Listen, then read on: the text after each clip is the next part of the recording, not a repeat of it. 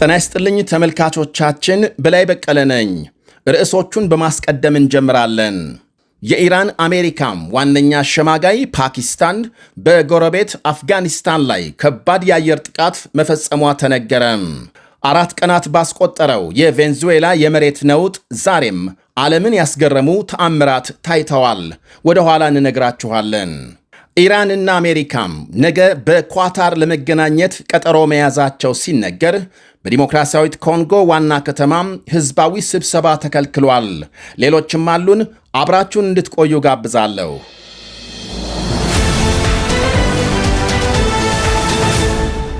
በቬንዙዌላ አስከፊ የመሬት መንቀጥቀጥ ፍርስራሽ ውስጥ የሰው ልጅ የመኖር ጽናት ምን ያህል ጥልቅ እንደሆነ የሚያሳይ ሌላ አስደናቂ ተአምር ተመዝግቧል። አሮን ሌቪ ካንቲዮ ቫርጋስ ይባላል። የ21 ዓመት ወጣት ነው። ለ106 ሰዓታት ከ4 ቀናት በላይ መሆኑ ነው።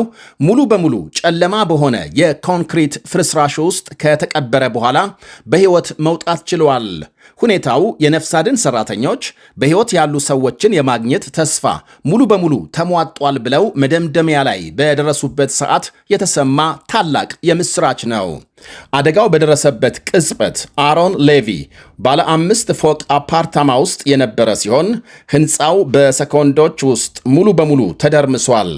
እርሱ የወደቀው እርስ በርስ በተደጋገፉ ከባድ የኮንክሪት ግግሮች መካከለኛ ክፍል ላይ በመሆኑ ከላይ የመጣው ፍርስራሽ በቀጥታም ሳይጨፈልቀው የሕይወት 3 ማዕዘን በሚባል ጠባብ ክፍተት ውስጥ ሊቆለፍበት ችሏል። በዚያ ጠባብና አቧራ በበዛበት ጨለማ ክፍል ውስጥ ለ4 ቀናት ከግማሽ ያህል ሲቆይ ትልቁ ፈተናም ከፍተኛ የኦክስጅን እጥረት፣ ሙቀትና ስነ ልቦናዊ ፍርሃት ነበሩ። አሮን ከፍርስራሹ ከወጣ በኋላ በሰጠው ቃል በቆይታው ሁሉ ተስፋ ላለመቁረጥ በአእምሮ ከቤተሰቦቹ ጋር ይነጋገርና ይጸልይ እንደነበር ገልጧል። ኃይሉ እንዳያልቅበትና ድምፁ እንዳይዘጋ በመጠንቀቅ የነፍስ አድን ሰራተኞች በአቅራቢያው ፍለጋ ላይ መሆናቸውን የሚያሳይ የከባድ መኪናዎች ንዝረት ሲሰማ ብቻ በአቅራቢያው የሚገኝ ብረት በድንጋይ በመምታት የምልክት ድምፅ ያሰማ ነበር። ልዩ የድምፅ መቅረጫ መሳሪያዎችን የያዙት የነፍስ አድን ባለሙያዎች ከጥልቅ ፍርስራሽ ውስጥ የሚመጣን በጣም ደካማ የብረት ምት ድምፅ ሰሙ። ድምፁ የመጣበትን አቅጣጫ ካረጋገጡ በኋላ ለሰዓታት በጥንቃቄ የኮንክሪት ንጣፎችን በሃይድሮሊክ መሳሪያዎች በመቁረጥ አሮን ሌቪን በሕይወት ማውጣት ችለዋል። የነፍስ አድን ሰራተኞቹ እርሱን አግኝተው መጀመሪያ እጁን ሲይዙትና በስትሬቸር ወደ ውጪ ሲያወጡት በስፍራው የነበሩ በመቶዎች የሚቆጠሩ ሰዎች በደስታ እንባም አልቅሰዋል። አሮን ለ106 ሰዓታት ያለምንም ምግብና ውሃ የቆየ በመሆኑ ወደ ውጪ ሲወጣም ከፍተኛ የሰውነት ፈሳሽ እጥረትና የጡንቻዎች መጎዳት ነበረበት። በአሁኑ ወቅት በከፍተኛ የሕክምና ክትትል ላይ የሚገኝ ሲሆን ዶክተሮች እንደሚሉት ምንም እንኳን የአካልና የስነ ልቦና ጠባሳው ከባድ ቢሆንም ወጣት በመሆኑና ፈጣን የሕክምና እርዳታ በማግኘቱ ሙሉ በሙሉ የማገገም ዕድሉ እጅግ ከፍተኛ ነው። ሌላኛዋ ባለታሪክ ዲያና ፓቲኖ የተባለች እናትና የ18 ቀን ዕድሜ ያለው ጨቅላ ልጇ በሕይወት መገኘታቸው ትልቅ ተአምር ሆኖ ተመዝግቧል። ዳያና ፓቲኖ አደጋው ከመከሰቱ ጥቂት ቀደም ብሎ በ8ኛ ፎቅ ላይ በሚገኝ መኖሪያ ቤቷ ዕቃ እያጠበች ነበር። ምድር መናወጥ ስትጀምር በፍጥነት ሮጣም ልጇን ካቀፈች በኋላ ሕንፃው ሙሉ በሙሉ ሲናድ እርሷና ልጇ ወደ ጥልቅ ፍርስራሽ ውስጥ አብረው ተቀበሩ። ልክ እንደ መብረር ነበር የተሰማኝ። እንዴት ልጄን ሳለቀው እንደቀረሁ አላውቅም። በቤት ዕቃዎችና በፍርስራሽ መካከል ተጨፈለቅን ስትል ያጋጠማትን አስፈሪ ቅጽበት ለሪፖርተሮች ገልጻለች። ዳያናና ልጇ ሙሉ በሙሉ ጨለማ በሆነ ፍርስራሽ ውስጥ ከ2 ቀናት በላይ ተቆልፎባቸው ቆይተዋል። እናት ግራግሯ ኮንክሪት ተጭኖባት መንቀሳቀስ ባትችልም ሙሉ ትኩረቷን ልጇን ማዳን ላይ አድርጋ ነበር። እርሱ እስከኖረ ድረስ እኔም እኖራለሁ አልኩ። መተንፈሱን ለማረጋገጥ አልፎ አልፎ አፍንጫውን በእጄ እዳስስ ነበር ብላለች። ኃይሏን ላለማባከን ስትል ዝምታን መርጣ ትቆይና የነፍስ አድን ሰራተኞች ድምፅ ወይም የእግር ኮቴ በአቅራቢያዋ ስትሰማ ብቻ በከፍተኛ ድምፅ ትጮህ ነበር። ይሄ ብልሃቷና ጽናቷ በሕይወት እንድትቆይ ረድቷታል። የነፍስ አድን ሰራተኞች የሕፃኑን ደካማ ድምፅ ተከትለው ፍለጋቸውን አጠናከሩ። ከ32 ሰዓታት አስጨናቂ ቁፋሮ በኋላ በመጀመሪያ የ18 ቀን ጨቅላውን ሕፃን በሰላም አወጡ። በቪዲዮ ተቀርጾ በተለቀቀው ምስል ላይ የነፍስ አድን ሰራተኞች ሕፃኑን እጅ በእጅ እየተቀባበሉ ወደ ውጭ ሲያወጡና ለአባቱ ሲያስረክቡት በስፍራው የነበረው ሰው ሁሉ በደስታና በእንባ ታጅቦ ሲያጨበጭብ ይታያል። ከጥቂት ሰዓታት በኋላም እናቲቱ ዳያናም በተሳካ ሁኔታ ከፍርስራሹ ውስጥ ወጥታለች። የሚገርመው ሁለቱም ምንም አይነት የአጥንት ስብራት አልደረሰባቸውም። እናትየው በእግሮቿ ላይ ቀላል የመላጥ ጉዳት የደረሰባት ሲሆን ሕፃኑ ምንም አይነት ከባድ ወይም ደግሞ ምንም አይነት ጉዳት አልደረሰበትም። በአሁኑ ወቅት በዋና ከተማ ካራካስ በሚገኝ ሆስፒታል የሕክምና ክትትል እየተደረገላቸው ሲሆን በጥሩ ጤንነት ላይ ናቸው።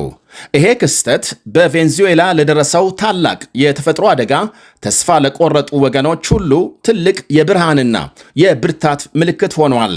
ባለፈው ረቡዕ ሌሊት በደረሰው ከባድ የመሬት ነውጥ እስካሁን ከ1400 በላይ ሰዎች መሞታቸው ሲረጋገጥ በሺዎች የሚቆጠሩ የገቡበት አልታወቀም። ወደ ሌላ መረጃ ስናልፍ የኢራንና አሜሪካ ዋነኛ የሰላም አሸማጋይ ፓኪስታን በአፍጋኒስታን በፈጸመችው የአየር ጥቃት ከ30 በላይ ሰዎች መገደላቸው ተነገረ። የፓኪስታን ጦር ከአፍጋኒስታን በሚያዋስን ድንበር በሚገኙ ግዛቶች የአየር ጥቃት ከፈጸመ በኋላ የእግረኛ ሰራዊት ማሰማራቱ ታውቋል። የአፍጋኒስታን ታሊባን መንግስት በፓኪስታን አየር ጥቃት 36 ሰላማዊ ሰዎች መገደላቸውንና ከ160 በላይ መቁሰላቸውን ሲያስታውቅ የፓኪስታን ማስታወቂያ ሚኒስቴር በጥቃቱ 30 የሚጠጉ ታጣቂ ሚሊሻዎች መገደላቸውን አመልክቷል።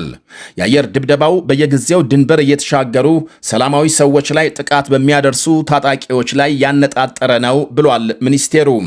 የፓኪስታን መንግስት ድንበር ዘለል ጥቃት የሚፈጽሙ አሸባሪ ቡድኖችን ያስጠልላል ሲል የታሊባን አስተዳደርን የሚከስ ሲሆን ታሊባን ክሱን አይቀበልም።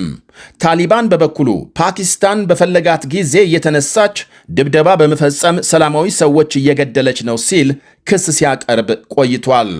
የአሜሪካ ፕሬዝዳንት ዶናልድ ትራምፕ ከኢራን ጋር ነገ ማክሰኞ በኳታር ዶሃ ቀጣይ ድርድር እንደሚካሄድ አስታወቁ። ትራምፕ ዛሬ ባሰራጩት ጽሑፍ በኢራን ጥያቄ መሰረት በነገው ዕለት በዶሃ ንግግር እንደሚካሄድ አመልክተዋል። የዋይት ሃውስ ቃል አቀባይም የአሜሪካ ዋነኛ ተደራዳሪዎች ስቲቭ ዊትኮፍ እና ጃሬድ ኩሽነር በዶሃ በሚካሄድ ስብሰባ እንደሚሳተፉ ለፋክስ ኒውስ ገልጸዋል።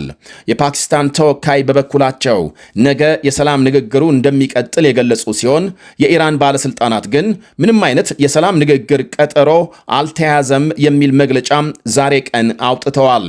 በኢራንና አሜሪካ መካከል የመግባቢያ ሰነድ በቅርቡ የተፈረመ ሲሆን ቀደም ሲል የተደረሰውን ተኩስ አቁም ለ60 ቀናት በማራዘም በቀሪ ጉዳዮች ላይ ተነጋግረው የመጨረሻ የሰላም ስምምነት ለመፈራረም ቀጠሮ መያዛቸው ይታወሳል። ሆኖም ባለፈው ሳምንት ተኩስ አቁም በመጣስ ውጊያ መቀጠላቸውን ተከትሎ አንደኛው ሌላኛውን ስምምነቱን አፍርሷል በሚል ሲወነጅል ቆይቷል። በዲሞክራሲያዊት ኮንጎ ዋና ከተማ ኪንሻሳና በሌሎች አካባቢዎች ህዝባዊ ስብሰባዎች ተከለከሉ። መንግስት ባወጣው መግለጫም የኢቦላን ስርጭት ለመግታት ምንም አይነት ህዝባዊ ስብሰባዎች አይካሄዱም ሲል ከልክሏል። በተለይ 18 ሚሊዮን ህዝብ ይኖርባታል በምትባለው ዋና ከተማ ኪንሻሳ ቫይረሱ እንዳይዛመት ከፍተኛ ስጋት ማደሩ ይነገራል። በአሁኑ ወቅት በምስራቅ 3 የሀገሪቱ ግዛቶች በሽታው ተስፋፍቶ እንደሚገኝ ሲነገር እስካሁን በይፋም በምርመራ የተረጋገጡ ከ1200 በላይ ሰዎች በቫይረሱ ተይዘዋል። 400 የሚጠጉ ሰዎች መሞታቸው ተረጋግጧል።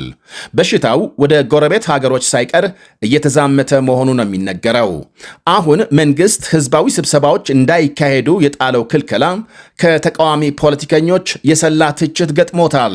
የሀገሪቱ ታዋቂ ተቃዋሚ ጥምረት እርምጃው በቀጣዩ ሳምንት ሊካሄድ የታቀደውን የተቃውሞ ሰልፍ ለማደናቀፍ ሆን ተብሎ የታቀደ ሴራ ነው ብሏል።